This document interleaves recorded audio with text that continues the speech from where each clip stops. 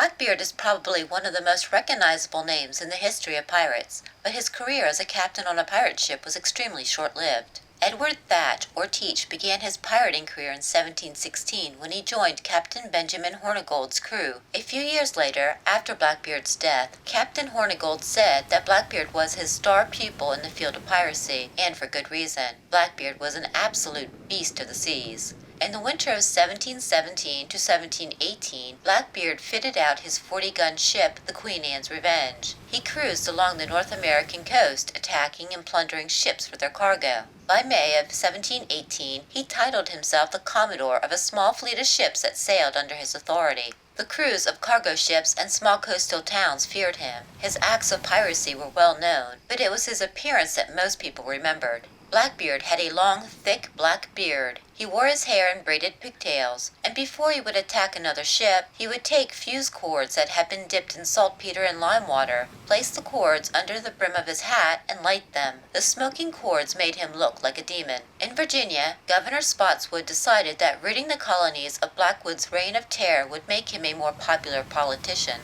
He gathered a group of loyal men, led by a Lieutenant Maynard, and sent them off from Hampton, Virginia, on November 17, 1718. The lieutenant spotted Blackbeard's ship on November 21st. On that night, Blackbeard was on his ship drinking rum with a skeleton crew of 18 men. Before sunrise the next day, the lieutenant raised anchor and sailed closer to Blackbeard's ship. At sunrise, the lieutenant sent a rowboat out to signal the course. Blackbeard saw the rowboat and fired on it, and the battle was on. Through trickery, Blackbeard led the lieutenant's sloops into a narrow channel where they got caught on a sandbar. Shouts were exchanged between Blackbeard and the lieutenant. Blackbeard's cannons roared, killing about 20 of Maynard's men.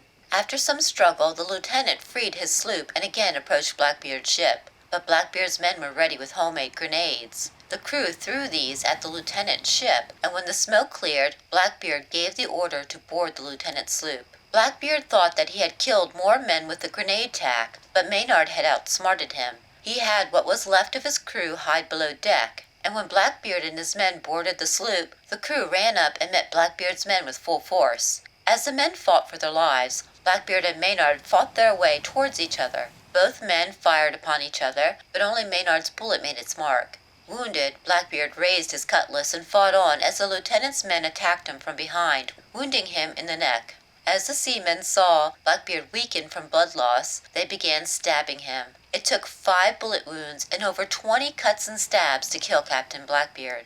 After Blackbeard died, Maynard ordered his head cut off. It was then hung from the bowsprit of the sloop. The headless body was thrown overboard. Maynard returned to Virginia and gave the prized head to Spotswood, who displayed it on a pole near the intersection of Hampton and James River. What exactly happened to the head after it was displayed is uncertain, although legend states that pirates eventually stole the remaining skull and turned it into a drinking bowl. Thank you for watching my latest video. Please don't forget to give this video a like and, while you're at it, subscribe to Strange to Go to keep up with the latest videos covering our strange history.